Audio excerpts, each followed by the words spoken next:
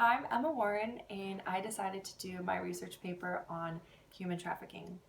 I chose this topic because I didn't know much about it and I really wanted to learn. I know that going into a supply chain career, human trafficking is a really important topic to keep in mind, and especially when trying to maintain safe and secure and ethical supply chains, it's very crucial to be informed. So human trafficking falls into two categories, sex trafficking and labor trafficking. It's a worldwide crisis that affects every country in the world and affects more than 40 million people worldwide, men, women, and children. People can be trafficked for a variety of reasons, including forced criminality, begging, and organ removal. Although slavery has technically been eradicated, it's still very much a part of our world today, and it is the third largest criminal activity carried out all around the world.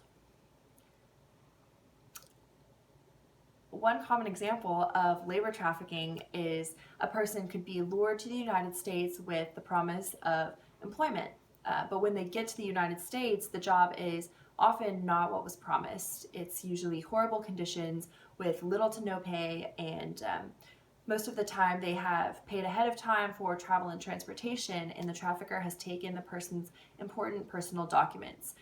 This is how they maintain control because the victim has no choice but to work to pay that money back. And usually victims are lured from countries of poverty and struck with poverty and violence, and this job is supposed to be a way for them to escape and provide for themselves and their families. Children are exploited as well. They're one of many victims of human trafficking. They are also trafficked into labor and servitude and sexual exploitation. Child marriages and child labor are a result of conditions of poverty and violence as well. Sometimes parents sell them off in hopes of giving them a better life, and sometimes they just feel that they would rather reap the benefits of selling their child into labor. So it's a very unfortunate circumstance. But there are lots of legislation and organizations designed to protect trafficking victims, persecute traffickers, provide resources and hope for survivors, and prevent trafficking in the future. The Trafficking Victims Protection Act of 2000 is one of the major pieces of legislation designed to do just that. It established trafficking as a federal crime, and people can be severely punished for being involved in any kind of human trafficking under this law. And it's designed to also protect victims of trafficking. The Anti-Slavery Organization and the Polaris Project organization also are designed to protect victims and provide resources for survivors.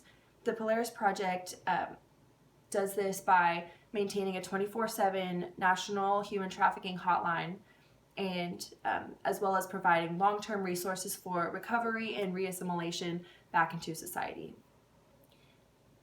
Human trafficking has lots of implications for supply chain in general, and governments and the United Nations alike have recognized the importance of, the responsibility of businesses in maintaining their supply chains and making sure that they know what's happening and are keeping watch over keeping human trafficking free or out of their supply chains.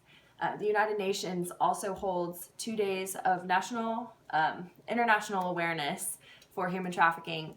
They hold the World Day for the Trafficking of Persons and the World Day for Child Labor. Governments, businesses, and individuals alike must come together to eradicate human trafficking completely. The responsibility falls on everyone in order to get rid of this crisis for good. Thank you for listening to my presentation.